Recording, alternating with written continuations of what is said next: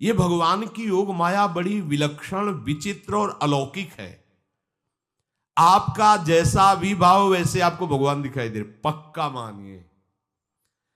आप स्त्री भाव से देख रहे हैं तो भगवान आपको स्त्री रूप में आपके पास है, पुत्र भाव से पुत्र रूप में आप जान नहीं पा रहे, वही है, दूसरा नहीं है। हजारों बार बता चुके हैं कि ना मानने और ना जानने पर भी आपके हृदय में सत्ता उन्हीं की है। जिस दिन वो भगवान अंतर ध्यान हो जाते, प्यारे पुत्र, प्यारी पत्नी, प्यारे सुहृद मित्र आदि को आप चिता में जला देते हैं, तो था ना आपके हृदय में आदर, पर आप अनजाने से भी भगवान का ही आदर करते हो। अगर जान करके आदर कर लो तो तुम मुक्त हो जाओ इस दुख से, इस प्रपंच से। श्री भगवान कहते हैं कि मेरे अज अविनाशी स्वरूप को ये मूढ़ लोग नहीं जानते हैं, केवल वही जान सकता है जो मेरा आश्रय लेकर के मेरे को पुकारता रहता। भजन का मतलब तब पुकारना, भगवत चिंतन करना। वेदाहम शमतीतानि वर्तमानानि चार्जुन भविष्याणि च भूतानि माम तु वेद न कश्चन। हे अर्जुन, जो प्राणी भूतकाल में हो चुके हैं तथा जो वर्तमान में है और जो भविष्य में है, उन सब प्राणियों को मैं जान रहा हूं। जैसे आंवला ऐसे रख लो तो चारों तरफ से देख सकते हो, ऐसे भगवान अनंत ब्रह्मांडों को, जीवों को एक साथ देख रहे हैं। यही भगवान की भगवत्ता है, एक साथ देख रहे हैं। कोई भी जीव ऐसा नहीं है जिसको भगवान का दुलार नहीं मिल रहा हो, कहीं भी हो, अनंत ब्रह्मांड सबके लिए जो आवश्यक हो भेज रहे। कोई भूखा नहीं रह सकता। एक बार वीर शिवाजी समर्थ गुरु श्री रामदास स्वामी जी के पास गए और कहा कि स्वामी जी अकाल पड़ा हुआ है, तो हमने सारा का सारा खजाना खोल दिया और सबको पवाया। तो गुरु बड़े कृपा सिंधु थे, उन्होंने देखा कि इनके हृदय में एक गर्भ का अंकुरण हो रहा है कि मैं भरण पोषण किया सबका अकाल में। तो उन्होंने कहा कि शिवू यह हथौड़ा उठाओ, आओ चलो हमारे साथ। एक बड़ा पत्थर का, इसे तोड़ो। महाराज जी तोड़ा, हटाया तो नीचे मिट्टी में दबा हुआ स्वस्थ मेढक एक ऐसा, बिल्कुल। बोले इसको किसने दिया? देखो ना कितना स्वस्थ है, पुष्ट है, इसको कौन आहार दे रहा है, इसको कौन प्राण पोषण कर रहा है? बोले भगवान। तो बोले तुम कैसे दाता बन गए? संपत्ति तो सब भगवान की है, भगवान ही सबका, ये अहम मत करो कि तुम पोषण करते हो। नहीं, छोटी सी वृत्ति को भी गुरुदेव बर्दाश्त नहीं करते। जो गुरु शरणागत होता है वो उनकी बात समझता है, अन्यथा वो अपनी मनमानी वृत्ति को ही आदर देता है, गुरु की आज्ञा वृत्ति को नहीं देता। छोटा सा भी अभिमान का कण अपने जनों में गुरुदेव को बर्दाश्त नहीं होगा, क्योंकि यही भगवत प्राप्ति में बाधा बन जाएगा। कितने जीव चराचर जगत में, देखो हमारे भगवान की भगवत्ता, सबको देख रहे हैं, सबको व्यवस्था दे रहे हैं, सब कुछ देख रहे हैं। 3 प्रकार की लीला हो रही, कहीं पालन लीला, कहीं सृजन लीला, कहीं विनाश लीला, उन्हीं के द्वारा हो रही, वही देख रहे हैं, वही कर रहे हैं। अगर ये बात तुम्हारी समझ में आ जाए तो अभी भगवान की शरण हो जाओ, पर अहम के कारण ये बात समझ में नहीं आती। जो भूतकाल में हो चुके हैं, वर्तमान में हैं, जो भविष्य में होंगे, सबका प्रभु वर्तमान की तरह देख रहे हैं, दर्शन कर रहे हैं। परंतु मुझे मेरे भक्त के सिवा कोई नहीं जानता है।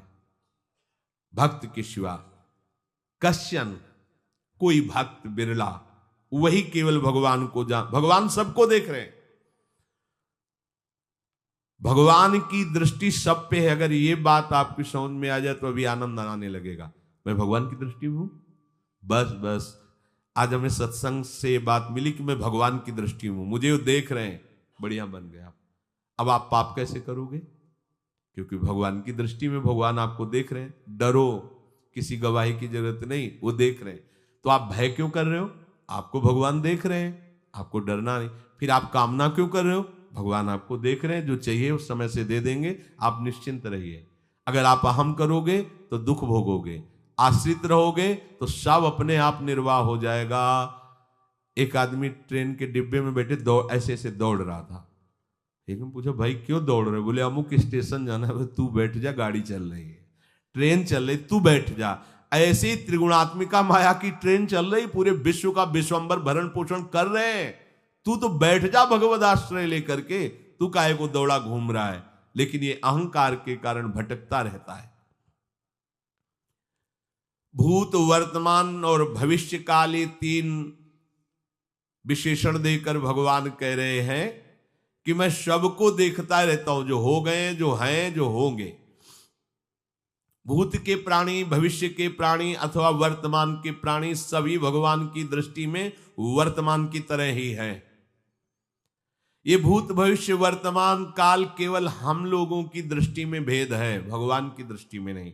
हो चुका, होगा, हो रहा है। भगवान की दृष्टि में सब हो रहा है, पीछे का भी, अब का भी, सब सामने चल रही सीन। हमारे हृदय में विश्वास हो जाए प्रभु हमें देख रहे हैं। अभी तो हमें ये नहीं पता कि हम भजन कर रहे हैं, भगवान पता नहीं जान रहे हैं कि नहीं जान रहे हैं। अभी भक्ति में रंग आ जाए, अगर ये बात समझ में आ जाए कि प्रभु देख रहे हैं हमें। देखो, जब हमारे गुरुजन बैठकर सुनते हैं और जब गाने को अवसर मिलता है तो ज्यादा उत्साह होता है कि बैठे सुन रहे हैं। ऐसे ही अगर हम मान लें कि हमारे प्रभु सुन रहे हैं, हम जो भजन कर रहे हैं हमारे प्रभु देख रहे हैं, जो सेवा कर रहे हैं भगवान हमारे स्वीकार करें, प्रियालाल स्वीकार कर, अभी भक्ति का रंग आ जाए, ये बात हमारे हृदय में बैठ जाए कि मैं हर समय प्रभु की दृष्टि में हूं, हर समय मैं अपने आराध्य देव की दृष्टि में हूं, कितना आनंद आएगा। अंदर से सोचो जरा, हर समय वो हमें देख रहे हैं और वो कह रहे हैं मैं देख रहा हूं। पीछे जो तुम किए वो देख रहे हैं वर्तमान की तरह, अभी जो वो तुम देख रहे हो, देख रहे हैं, आगे जो करोगे वो भी देख रहे हैं। वो पहले से उनको सब पता है, तुम ऐसे ऐसे चलोगे, ऐसे ऐसे कार्य करोगे।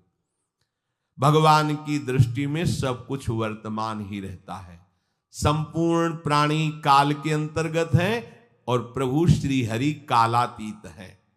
देश, काल, वस्तु, व्यक्ति, घटना, परिस्थिति ये बदलते रहते हैं, पर प्रभु श्री हरि वैसे के वैसे ही रहते हैं। काल के अंतर्गत प्राणियों का ज्ञान एक सीमित है। अब इस दीवार के पीछे कौन खड़ा है, क्या कर रहा है पता नहीं, पर भगवान की दृष्टि में नहीं। भगवान की दृष्टि में सुमेरु पर्वत पर क्या हो रहा है, जहां किसी की दृष्टि, वहां भी उनको, ब्रह्मलोक में ब्रह्मा क्या कर रहे हैं, बैठे बैठे सब। इसलिए कितने महान ईश्वर हैं। एक छोटी सी भी चींटी को दाना मिला कि नहीं, उनको चिंता है। देखो, आप छोटे से 2-4 लोगों का भार लेकर के चिंतित हो रहे हो, अनंत ब्रह्मांडों के अनंत जीवों का भरण पोषण प्रभु हमारे कर रहे हैं और निश्चिंत हैं। अचिंत शक्तियां भगवान की, तो आप भी तो उनके बच्चे हो ना। ये सब कहने का मतलब है आप भी तो उन्हीं के अंश हो ना। 2-4 की चिंता में इतने तुम बावरे हो रहे हो, डिप्रेशन में पहुंच रहे हो, 2-4 कामनाओं के पीछे इतने। अनंत ब्रह्मांड तुम्हारा जो अंशी है, अनंत ब्रह्मांडों के अनंत जीवों का अनंत काल से भरण पोषण करता चला आ रहा है। कहीं भी किसी के साथ कुछ भी गलत नहीं हो सकता। जैसे कहते हैं कि क्या गलत हुआ, देखो ना अभी तो बच्चा था, ऐसा ऐसा हो गया, तो तुम्हारी दृष्टि में बच्चा है, पीछे तो बहुत पुराना है ना, जो कर्म करके आया उसका फल। कहीं भी गलत किसी के साथ नहीं होता, ध्यान रखना। जहां कुछ होता है, अभी हमने देखा मानो कि ये तो बहुत गंदा है, तो सीधे जा रहा था, ये आदमियों ने मिलकर इसे पीटा, अभी सीधा चल रहा, पीछा टेढ़ा चल के आया है, और जिनको पीटा है वही आके इसे पीट रहे हैं। अब हम वर्तमान को तो देख रहे हैं ना, पीछे की बात तो देख नहीं रहे ना, और भगवान पीछे की देख रहे हैं कि इसने पीछे बहुत ऐसा गलत किया, उसका हिसाब इसको मिल रहा है, इसलिए चुपचाप देखते रहते हैं। ध्यान रखना, इतना भी गलत नहीं हो सकता इस सृष्टि में। वो कैसे गलत नहीं हो रहा, अभी तो नवयुवक था, उसने कुछ ऐसा किया ही नहीं, अभी तो नई अवस्था थी, अभी तुम्हें दिखाई दे रहा है 15 वर्ष का है, लेकिन भगवान देख रहे हैं मेरा पुरातन अंश है, किस जन्म से क्या क्या करते चला आ रहा है। ये ज्ञान हो जाएगा तो किसी भी बात में आपको दुख नहीं पहुंचेगा, विक्षेप नहीं पहुंचेगा। नहीं, बड़े बड़े विक्षिप्त हो जाते। एक गौतमी नाम की महान तपस्विनी थी, महाभारत में कथा आती है, उसका एक ही पुत्र था और उसको सांप ने काट लिया। तो वहां की कुल भील उठा के लाए और कहा, देवी मां ये देखो सांप ने तुम्हारे बेटे को काट लिया। तो उनका इतनी सामर्थ्य सांप की कैसे हो गई कि मेरे बेटे को काट लिया और मेरे से भय नहीं माना। आकर्षण वृत्ति जीव ही की सांप सामने आ गया, तूने क्यों काटा, मैं तुम्हें भस्म कर दूंगी। सांप ने कहा पहले हमारी प्रार्थना सुन लो। मेरे सर पर मृत्यु ने आकर के अपना शासन जमा लिया और कटवा दिया, मेरा कोई दोष नहीं। मृत्यु का आकर्षण किया, महान तपस्विनी भगवान व्यास देव जी ने ये लीला कथा गाई है। मृत्यु का आकर्षण किया, साक्षात मृत्यु सामने आ गई, थर थर कांपने लगी। गौतमी जी ने कहा मैं अपने तपस्या के बल से तुम्हें भस्म कर दूंगी। हमारे ऐसे निष्पाप बालक को तुमने सांप के द्वारा प्रेरित करके कटवाया। बोले मेरे ऊपर काल का शासन है, काल ने मुझे प्रेरित किया, मैंने सांप को प्रेरित किया, मेरा कोई दोष नहीं, ये काल का शासन। काल का आवाहन किया, काल उपस्थित हुआ। काल ने कहा कि मेरा इसमें कोई दोष नहीं, इस बालक के पूर्व जन्म के कर्म के द्वारा मैं प्रेरित हूं। इस बालक के कर्म से प्रेरित होकर मैंने मृत्यु को प्रेरणा की, मृत्यु ने सांप को प्रेरणा की और इसने डस लिया। अब आप बताओ किसका दोष है? शांत हो गई, क्योंकि इस बालक के ही तो कौन काहू के सुख दुख कर दाता, निजकृत कर्म भोग सुन भ्राता। कोई किसी के सुख दुख का हेतु नहीं है, अपने कर्म ही है जो हमको दुख सुख देते हैं। और ये भगवान देख रहे हैं। कोई जैसे आपको अभी मनुष्य शरीर मिला, स्वतंत्रता है, अब आप जो पापाचरण चाहो छूट है कर सकते हो, या जो पुण्य कर्म चाहो कर सकते, या भजन करना चाहो कर सकते हो। ये स्वतंत्रता केवल मनुष्य शरीर को दी गई है। आपको जो पूर्व भोग मिल रहे हैं वो आपके पीछे के कर्मों के हैं। तो जो ज्ञानी जन होते हैं, विवेकी जन होते हैं, आए हुए प्रारब्ध को भोग लेते हैं, नया कोई पाप नहीं करते, निरंतर भजन करते रहते, भगवान की कृपा से मुक्त हो जाते। अगर भगवान की शरण में नहीं होगे, भजन नहीं करोगे, तो आपके ऊपर बहुत से ऋण है, दुर्गति हो जाएगी। ऐसा नहीं है। आप यहां भी तो देखो ना, आपके मकान, आपका व्यापार, सब कुछ आपका कहा जाता है, लेकिन सब कुछ सरकार का है। हर चीज का टैक्स देना पड़ेगा तुम्हें। पानी का भी टैक्स देना पड़ेगा, मकान का भी टैक्स देना पड़ेगा, और तुम भी जो करोगे वो पैसा दो सरकार को। टैक्स तुम ऐसे फ्री थोड़ी जा नहीं होता, देना पड़ता है ना। आप मान लो नौकरी कर रहे हो कि हमारी नौकरी करे, तो उसमें सरकारी टैक्स कटेगा आपका, क्योंकि आप सरकारी आदमी हो, भारत देश के वासी हो। ऐसे ही ये टैक्स लगे हुए हैं सरकारी भी, मातृ ऋण, पितृ ऋण, ऋषि ऋण, ये टैक्स है। ऐसा नहीं कि तुम कमाओ खाओ और इसके बाद मर के जाओ स्वर्ग मिलेगा। टैक्स चुकाओ। ये मनुष्य शरीर मिला, इन ऋणों से मुक्त हो। अगर नहीं हुए तो भी तुम्हें दुर्गति होगी। आप देखो, जब कभी ऐसी सूचना मिलती कि अमुक आदमी का अमुक धन पकड़ा गया, तो इनाम दिया जाता है क्या कि इतना कमा लिया?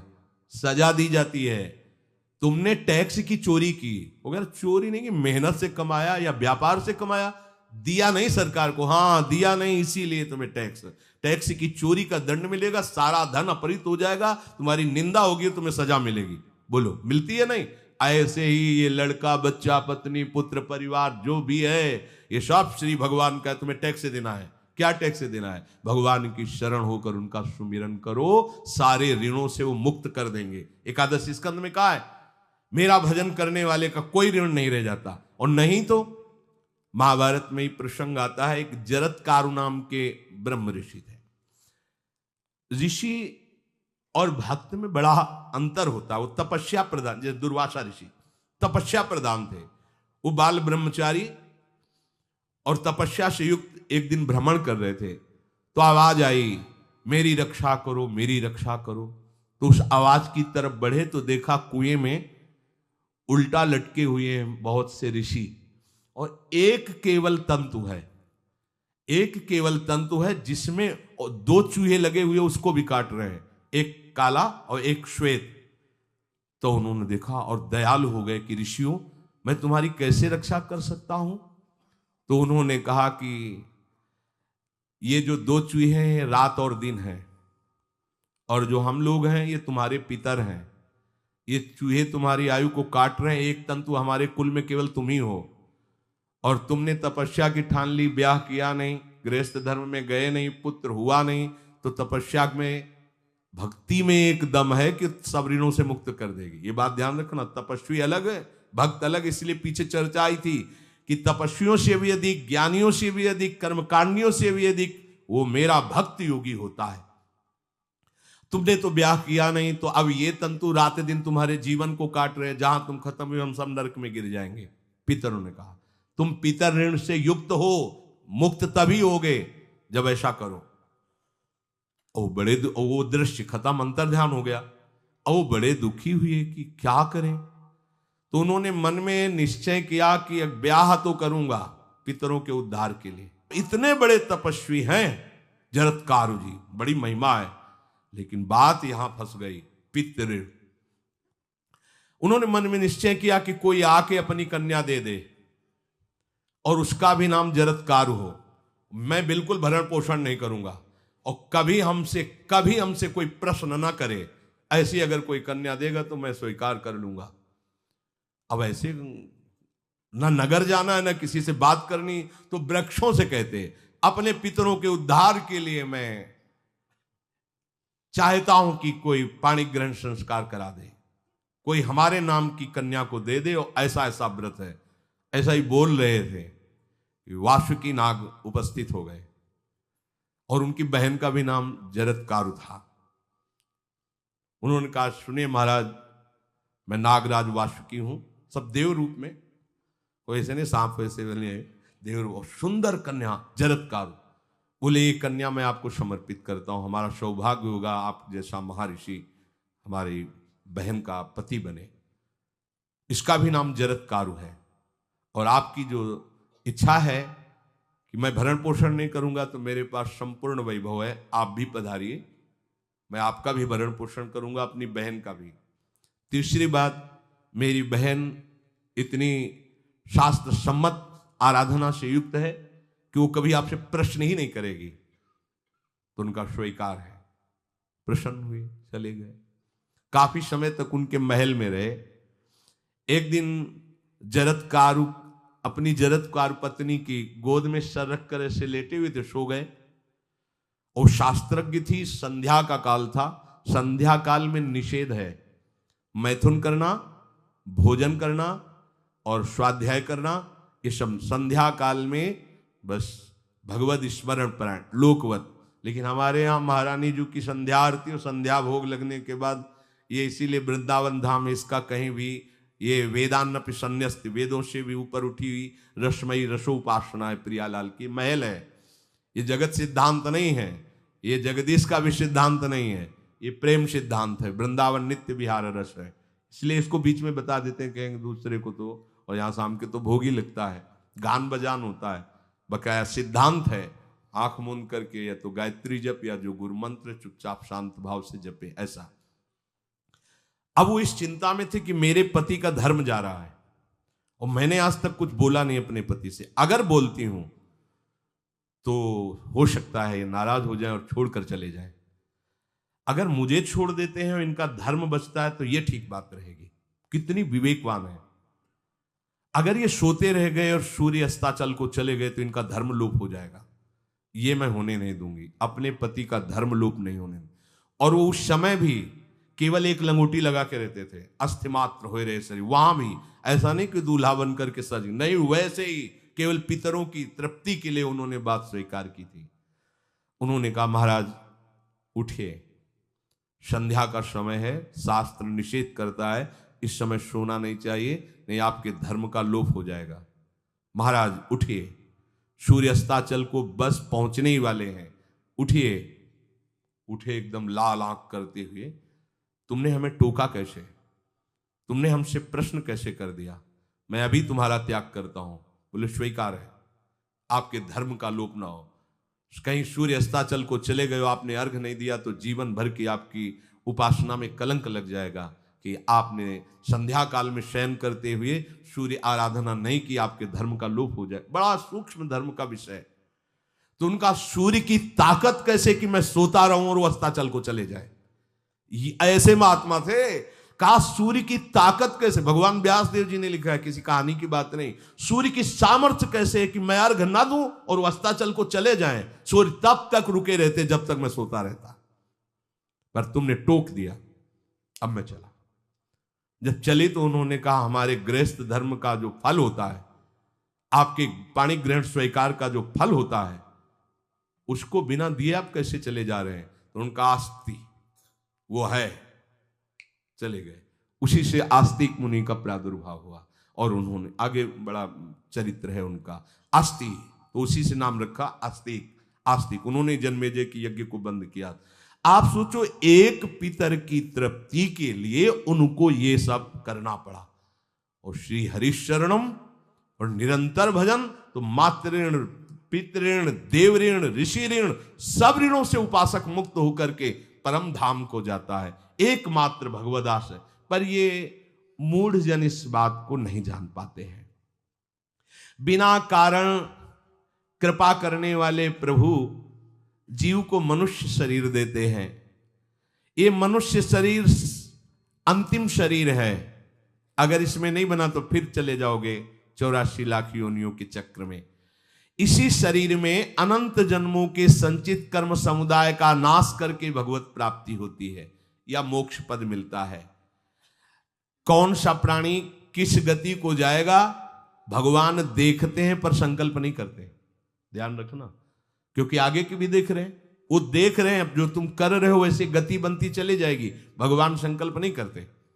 भगवान तो एक बार संकल्प कर दिया, एको हम बहुश्यामा, उसी में बहुत रूपों में प्रकट हो गए। अब तुम्हें संकल्प करना है कि इस जन्म में मुझे भगवत प्राप्ति करनी है। जो संत शास्त्र सदगुरुदेव कह रहे हैं ऐसा करो ऐसा ना करो, यदि आप इस भावना को स्वीकार करके आराधना करेंगे तो निश्चित निश्चित भगवत प्राप्ति इसी जन्म में हो जाएगी। प्रभु केवल तुम्हें निमित्त बनाना चाहते हैं, कल्याण तो वही करेंगे। जैसे अर्जुन से कह रहे हैं भीष्म आदि द्रोण आदि मेरे द्वारा मारे जा चुके हैं, तुम केवल निमित्त मात्र भवशव्य साचिन। ऐसे ही अय उपासक तू केवल निमित्त बन जा, जो शास्त्र सदगुरुदेव आज्ञा करते हैं वैसे ही तू चल दे अपने मन को मार के, केवल तू निमित्त बन जा। कल्याण या भगवत प्राप्ति या मोक्ष वो तो भगवत कृपा से होगी। पूरी उद्धार की सामग्री तेरे अंदर जागृत कर देंगे प्रभु, केवल तू निमित्त बन जा, मेरी कृपा तेरी सारी बात बना देगी। विश्वास करो, इस बात पर विश्वास करो। भगवान कह रहे हैं तुम निमित्त बन जाओ, जो आदेश कर रहे हैं वैसा पालन करो, काम तो सब मेरी कृपा कर देगी। जो ऐसे मनुष्य शरीर ऐसी कृपा प्राप्त होने पर भी भगवत प्राप्ति नहीं कर पाता, तो मयानुकूलेन नभस्वतेरितम पुमान भवाब्धिम न तरेत सा आत्मा। ऐसी मेरी कृपा का सहारा मिलने पर यदि वो भगवत प्राप्ति नहीं कर पाता तो बोले आत्महा है, वो आत्महत्यारा है, वो दुर्गति को प्राप्त होता है। मनुष्य के लिए खास बात है कि प्रभु ने कृपा करके तुम्हें जो सामर्थ्य दी है, जो समझ दी है, जो सामग्री दी है, उसका दुरुपयोग मत करो। केवल भगवत प्राप्ति के लिए चलो, केवल भगवत प्राप्ति के लिए। ये सबकी समझ में नहीं आएगा, बिल्कुल बात समझ ले। केवल भगवत प्राप्ति के, ये जो कहते हैं कि और हमारे धर्म कर, ये सब फसाव है। आप गृहस्थ बने रहो, आप व्यापारी बने रहो, पर आप लक्ष्य रखो कि मुझे इस जन्म में भगवत प्राप्ति करनी है। आपका लक्ष्य दृढ़ होगा तो नाम जप चलता रहेगा, संसार का कोई विकार आपको परास्त नहीं करेगा। अगर आपने ऐसा अटल निश्चय कर लिया तो तुम्हें जो भगवत सामर्थ्य मिली उसका तुम दुरुपयोग नहीं करोगे। देख लो, अपने लोग बहुत बड़ी गलती करते हैं, जो आध्यात्मिक ऊर्जा शक्ति उसको विषयों में दुरुपयोग करके नष्ट कर रहे हैं। कहते हैं अब हमारा मन नहीं लगता, अब हमारा बड़ा शांति है, घबराहट है। क्यों शांति है, क्यों घबराहट है? जब तक तुम धर्म विरुद्ध नहीं करोगे तो अशांति नहीं हो सकती, भय नहीं लग सकता, विषाद नहीं हो सकता, क्लेश नहीं हो सकता। लिख लो ये बात, किसी को भी कभी भी भय महसूस हो रहा है, अशांति महसूस हो रही, घबराहट महसूस हो रही, आप भगवत प्रदत्त शक्ति का दुरुपयोग कर रहे हैं, समय का दुरुपयोग कर रहे हैं, सामग्री का दुरुपयोग कर रहे हैं, अर्थात कोई न कोई अधर्म आचरण कर रहे हैं। अब भी आपको उपाय बता देते हैं। यदि तुम्हारा मन जलन पैदा कर रहा है तो भगवान से हाथ जोड़कर कहो कि हे नाथ, मेरे से अब तक जो गलतियां हुई हैं उन्हें क्षमा कर दो। आगे मैं गलती नहीं करूंगा, आपके बल से, आपके बल से। ये भी ध्यान रखो, आपके बल से, अपने बल से नहीं, आपके बल से। हे नाथ ऐसा मुझे बल दो जिससे कभी मैं आपके और गुरुदेव के विपरीत न चलूं। अगर कोई हमसे गलती हो जाए तो मुझे तत्काल दंड दे देना, क्षमा मत करना। आगे ये बहुत बढ़िया बात है। अगर हमको क्षमा कर दिया जाएगा तो हमारे मन को उत्साह बढ़ जाएगा फिर गलती करने का। अगर दंड दे दिया जाए तो मन डर जाएगा। तो इसीलिए प्रार्थना में ये भी कहना चाहिए, पर हिम्मत नहीं पड़ेगी क्योंकि मन को बहुत दुलार करते हैं ना, कि प्रभु मेरे से जो गलती हुई उसे मुझे दंड दे दो, मैं क्षमा नहीं चाहता। क्योंकि हम देखते हैं जब हम क्षमा कर देते हैं तो उसका उत्साह बढ़ जाता है मन का और गलत करने का। प्रभु इसे क्षमा मत करो, इसे दंड दो। एक बार इसकी भरपूर बेइज्जती होनी चाहिए। जब इसको सब देखेंगे हाँ ये, तो अपने आप ही मन सही रास्ते में आ जाएगा। प्रभु आप क्षमा कर देते और बात गुप्त रहती है तो इसको बढ़ावा और मिल जाता है और पापाचरण कर, क्योंकि ये दुष्ट है ना। अगर साधु हो तो बचत हो जाए कि देखो प्रभु ने इस गलती को छुपा दिया और कोई जाना भी नहीं और क्षमा भी कर दिया, अब मैं आगे से बिल्कुल नहीं करूंगा। ये दुष्ट है ना, ये ऐसा नहीं करता। क्षमा हो गई तो उसको लगता है आगे भी क्षमा हो जाएगी, चुपचाप चलो मनोरंजन करते हैं। नहीं प्रभु मुझे दंड दीजिए, जैसे कुंती जी कहती है मुझे विपत्ति दीजिए। ऐसे उत्तम भक्त वही है। हे नाथ आज तक जो गलतियां हुई क्षमा कीजिए, आगे गलतियां नहीं होंगी, ये मैं आपके बल से कह रहा हूं। प्रभु यदि मेरे से चूक हो जाए तो आप क्षमा मत करना, मुझे दंड देना जिससे मेरा सुधार हो जाए, मैं आपके अनुकूल चलने लगूं। मनुष्य की असमर्थ दो तरह से होती है। एक असमर्थ कि वो कर ही नहीं सकता, जैसे किसी से कहा जाए कि तुम ये मकान उठा करके वहां रख दो, तो कर ही नहीं सकता। ऐसी सामर्थ्य जो आप में करने के लिए भगवान कभी आदेश ही नहीं देंगे, ध्यान रखना। एक बात ध्यान दीजिए, कोई भी ऐसी भगवद आज्ञा या गुरु आज्ञा नहीं होती जो आप नहीं कर सकते। आप जो कर सकते हैं वही आज्ञा होती है। दूसरी असमर्थ ये होती है कि करना चाहता हूं, समय भी है, पर पता नहीं कोई अंदर से करने नहीं देता। भजन करना चाहता हूं, ब्रह्मचर्य से रहना चाहता हूं, और अनुकूल कृपा भी है, सत्संग मिल रहा है, धाम बात सब, पर कोई हमारे ऊपर सवार हो जाता है और हमसे ऐसा करवा लेता है। यह है प्रमाद, यह है मूढ़ता। यह साधक को नष्ट कर देती है। दो प्रकार की असमर्थता की बात हुई। एक ये कि भाई हम असमर्थ हैं, कहा गया कि इस मकान को वहां उठा के रख दो, नहीं रख सकते, तो ऐसा आदेश ही भगवान और गुरुदेव का होता नहीं होगा। और अगर आदेश हो गया है तो आप उठा के देख लेना, आप उठा लोगे। अगर आपको यह ध्यान रहा कि गुरुदेव की आज्ञा है, हरि की आज्ञा है, हो जाएगा। हम कई बार आपको कहा है, अंगद को ऐसे मसल दें, ऐसे वीर थे रावण की सभा में, पर राम प्रताप सुमिरपन रोपा। इस सभा में कोई बड़ा वीर हो, मेरा पैर उठा दे, राम जी सीता जी हार जाएंगे, वापस चले जाएंगे। ये बात थर्रा देने वाली बात है। घबरा, आराध्य देव और माता जानकी दोनों को दांव में लगा दिया, उठा दे कोई पैर। पर उनको भरोसा था कि मैं राम के बल पे कह रहा हूं। राम बल आकर के विराजमान हो गया, कोई नहीं उठा पाया। आखिरी में रावण झुका, मेरे झुकने से, मेरे सामने झुकने से तेरी बात नहीं, तो जो बार बार जिनको मनुष्य कह रहा है उनके चरणों में जा। मैं उनका एक तुच्छ दास हूं, यदि आदेश हो जाए तो घूंसा से सबको मार करके तेरी पत्नियों को बंदी बनाकर और तुझे अभी राम जी के सामने डाल दूं। ये अंगद नहीं बोल रहे थे, ये राम प्रताप बोल रहा था। ऐसे ही यदि आपको आदेश कोई शास्त्र का या गुरु का है तो आप अक्षरशः समझ लीजिए उसमें उनका बल भी है, पर हम लोग उस बल का तिरस्कार कर देते हैं। थोड़ी सी मन की डालकर उसको हल्का किया तो वो बल वापस हो गया। सीधे जो बात मानी जाती है उसमें उनकी कृपा शक्ति होती है, और जो अपनी मन की लगा की जाती है वो साधन होता है। कृपा शक्ति और साधन में अंतर होता है। तो जो हम कर सकते हैं, आदेश है, हम करना भी चाहते हैं और नहीं करते हैं, इसका हमारे अंदर प्रमाद का राज्य है। प्रमाद। लोग कहते हैं कि पता नहीं कोई हमारे दिमाग में आके कर जाता है। हाँ, भूत आता है, भूत।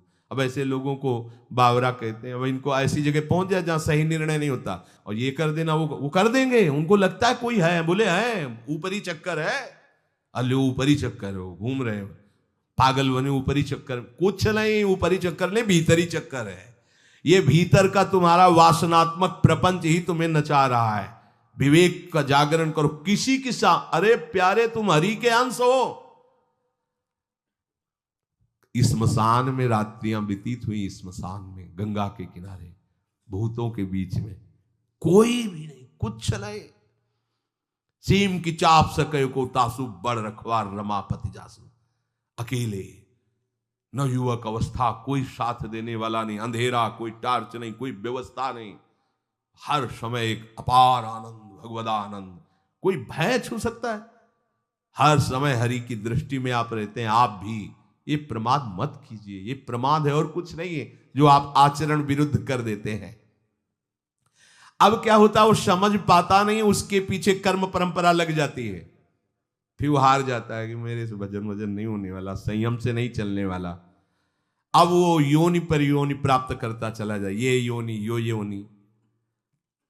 भगवान के स्वभाव को समझो और उनके आश्रित हो जाओ। कोटि विप्र बदल आ गए जाहू, आए सरन तजो नहीं ताहू। जो नर होए चराचर द्रोही, आवे सभय सरन तक मोही। तो तज छल कपट मोह मद माना, करूं शब्द ते साधु समाना। एक बार जीवन को प्रभु के चरणों में अर्पित कर दो, बस प्रभु सब संभाल लेंगे अपने बल से। अपने बल से संभालने का तात्पर्य है आप उनकी आज्ञा पालन का प्रयत्न करो। प्रयत्न की सफलता प्रभु के द्वारा होती है। जब हम प्रयास करते हैं ना, तो प्रभु हमें आगे से आगे रास्ता देते चले जाते हैं। और ये जन्म भगवत प्राप्ति होनी ही चाहिए। अब इसके नीचे सौदा मत कर लेना। प्रभु से मिलने के सिवा और कहीं सौदा न कर लेना, क्योंकि आपके पास धन है। ठग लोग आएंगे आपको ठगने के लिए, ये भोग भोग लो, ये भोग भोग लो। कैसे बताएं? यदि तुम भगवद आश्रित हृदय से हो जाओ तो स्वप्न में भी तुम्हें डिगने नहीं देंगे। एक बार किसी उपासक ने अपना अनुभव बताया कि स्वप्न में उसके सामने कई भोग सामग्रियां से भरा हुआ मकान, सब व्यवस्था, वो एक बहुत सुंदर तरुणी, बस हमने आपको पसंद कर लिया। ये स्वप्न की बात, हमने आपको पसंद कर लिया, हम जिसकी खोज में थी वो आप हमें मिल गई, बस अब तो हमारे जीवन धन आप ही हो। वो सुनने लगा, मतलब उसको अच्छा लगने लगा ये बात सुनने में। इतने में ही एक देवी प्रकट हुई, इतना सुंदर रूप कि करुणा बरस रही थी उस रूप से, और स्पष्ट कहती ये छल है, ये कपट है, झुकना मत, देखना मत, इसकी सुनना मत। यदि सुन लिया और इसके प्रलोभन में झुक गए और इसको देख लिया तो तुम चले जाओगे, तुम्हारा आंख खुल गई। बड़ा आनंद हुआ उस उपासक को कि स्वप्न में भी आश्रयदाता उसको डिगने नहीं देते। स्वप्न में भी, ये बात समझ लो, स्वप्न में भी भय आने नहीं, स्वप्न ही था। हो सकता था स्वीकृति उस उपासक के हृदय की हो जाती, लेकिन जगने पर हाहाकार मच जाता कि कैसे स्वीकृति हो गई। पर देखो, जिसका आश्रय लिए वो उससे सुंदर रूप लेकर खड़ा हो गया और समझा रहा है छल है, कपट है, झुकना मत, देखना मत। आप तो केवल आश्रित होके तो देखिए, जागते हुए, सोते हुए, स्वप्न में, ये तुम्हारी अवस्थाएं, प्रभु की नहीं है। वो तुम उन्हीं की गोद में जग रहे हो, उन्हीं की गोद में सो रहे हो, उन्हीं की गोद में शयन कर रहे हो। एकमात्र प्रभु का आश्रय लेकर निरंतर भजन करते हुए इस जन्म में केवल भगवत प्राप्ति, अन्य सौदे में हमें फंसना नहीं है। बहुत से प्रलोभन आएंगे कि ये फ्री ले लो, फ्री भोग लो, कोई नहीं जानेगा। आपको सौदा नहीं करना अपने हरि आश्रित बल का, आपको उससे केवल हरि की प्राप्ति करनी। प्रलोभन आएगा, ध्यान रखना, भय आएगा, हे भगवान आज तक जो भजन किया है इस भय को हटा दीजिए, क्योंकि इज्जत चली जाएगी, सब लोग थू थू करेंगे, मेरे से बहुत गलती हो गई, हटा दीजिए। हरि मुझे दंड दो, पूरी सभा में मेरा तिरस्कार करवाओ, ये मन लाख समझाया नहीं समझा, अब जब बेइज्जती होगी ना इसकी तब समझेगा। कुछ नहीं होगा और कृपा हो जाएगी, आगे बढ़ जाओगे। बिल्कुल अपने भजन को खर्चा मत करना, ना भय में और ना किसी सुख प्रलोभन में, तो इसी जन्म में भगवत प्राप्ति हो जाएगी।